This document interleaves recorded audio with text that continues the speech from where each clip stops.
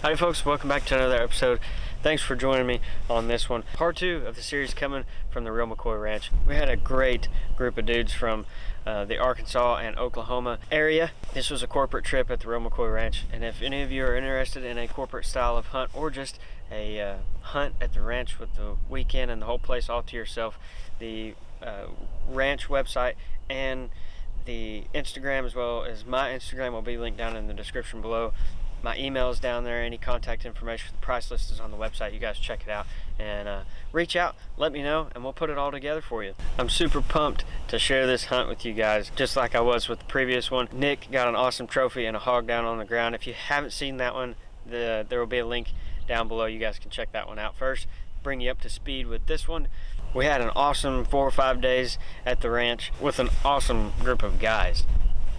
I said it in the last video, I'll say it again in this one. I love how deer camp or hunting and fishing in general can bring a group of strangers together unlike anything I've ever seen. You spend 3, 4, 5 days with somebody, you're out hunting or fishing or doing whatever it is, and you go from strangers to feeling like family by the time it's all said and done, for the most part anyway.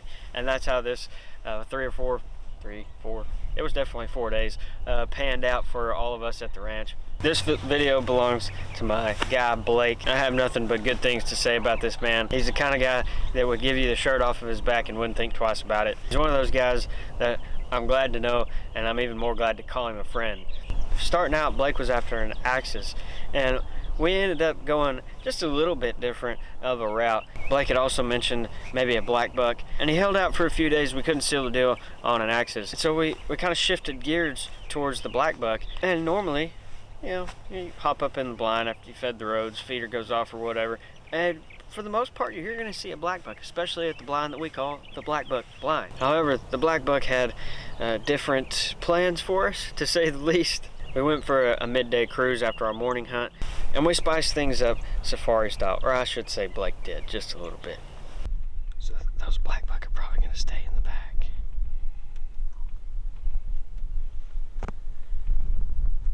If they get pushed around, they'll come to the front. If you got a shot on that one. That one? Yeah, it's clear on the left, yeah. Yeah. If you get a shot through there.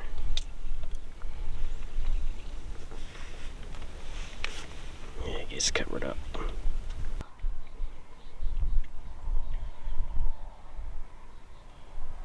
We'll have to wait for some animals to clear out from behind him. Yeah. Alright, there's that one too. He's really nice.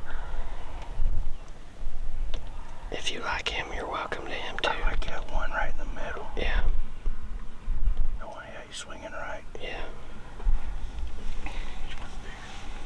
They're both about the same. So that one on the right is the darkest one. Yeah.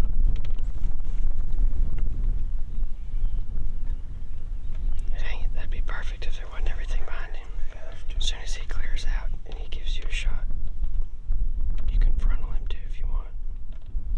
Dadgummit.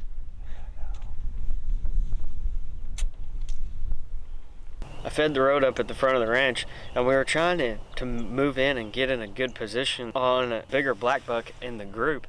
And there was hogs, and there was aoudad, and there was red deer, and there was some oryx, and there was just kind of a little bit of everything that was right in the way.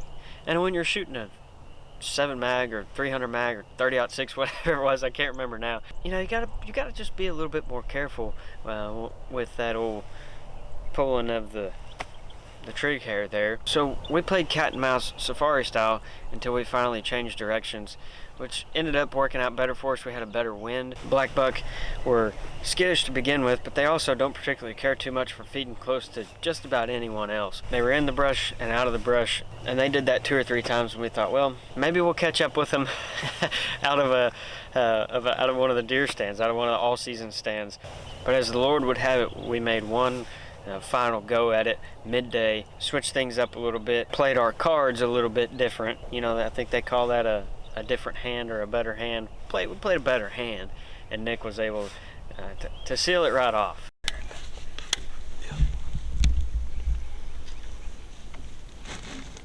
As soon as he opens up for you.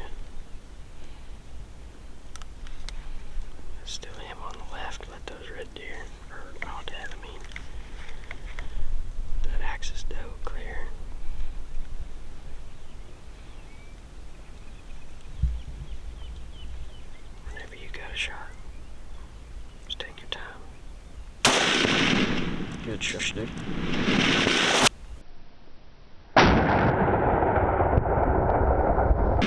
Good shot. Blake was able to come out on the shinier side of things. Hey, you want the good news or the good news? There's a dead black buck laying right here.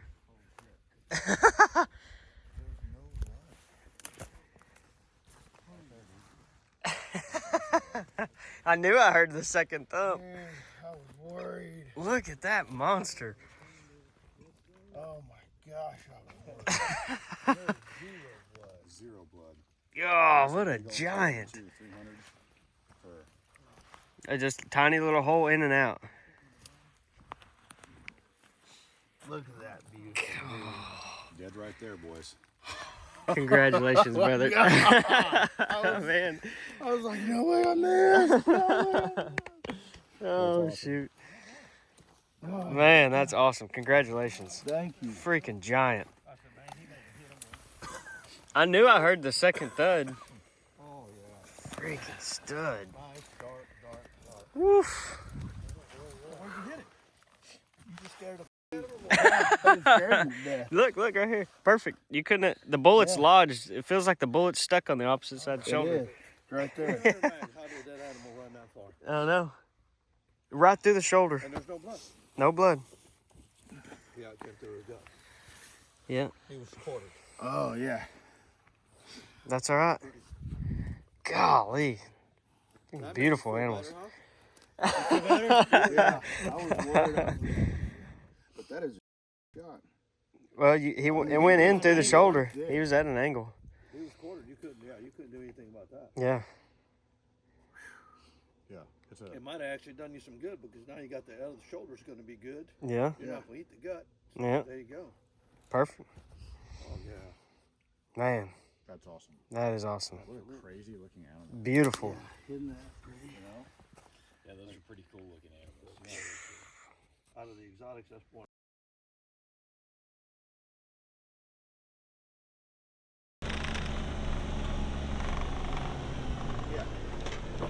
Went to the left of it. I was absolutely stunned that this black buck even ran off at all.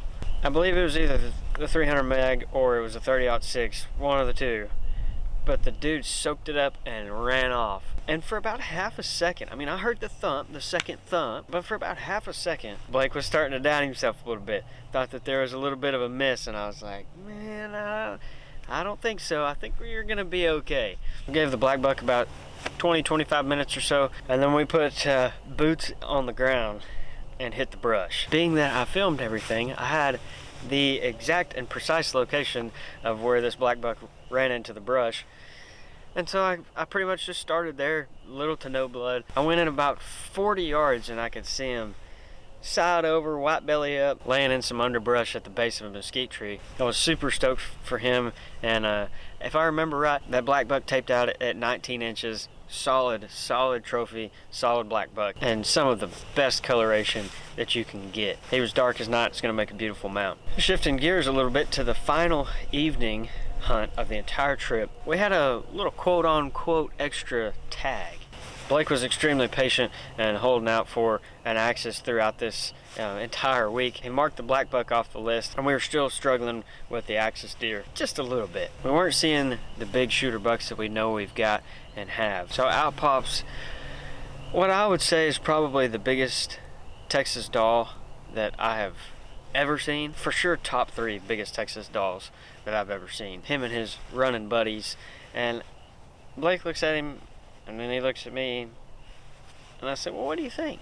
And he goes, really liking him. We'd been seeing this same group of sheep off and on throughout the 4 days of hunting, and I think he'd been working on Blake just a little bit as time has gone on. So I said, you know what, buddy?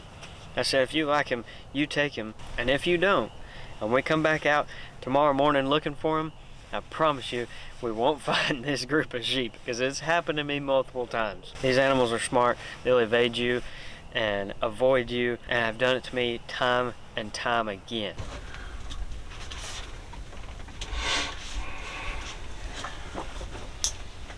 There you go.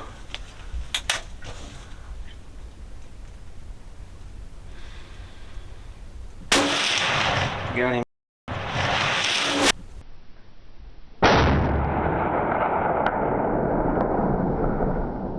Got him. Yeah. Dude, he's fixing to be gone for good whenever he hit the brush. So it all worked out great, and the Lord blessed us with another trophy for Blake. And it was smiles all the way around for all of us. I feel like we should have looked the whole way down to see. Hey, deer. Just a tad bit. Well, you blistered that one. Look at the blood on this thing.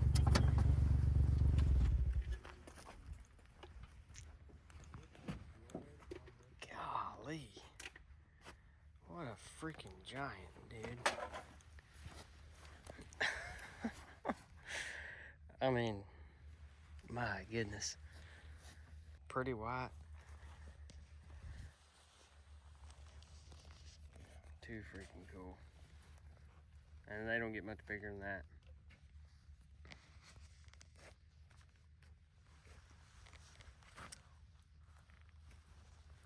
Perfect shot.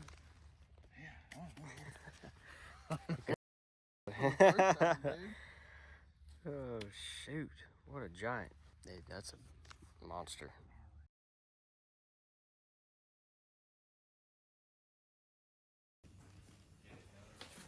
Only at the real McCoy.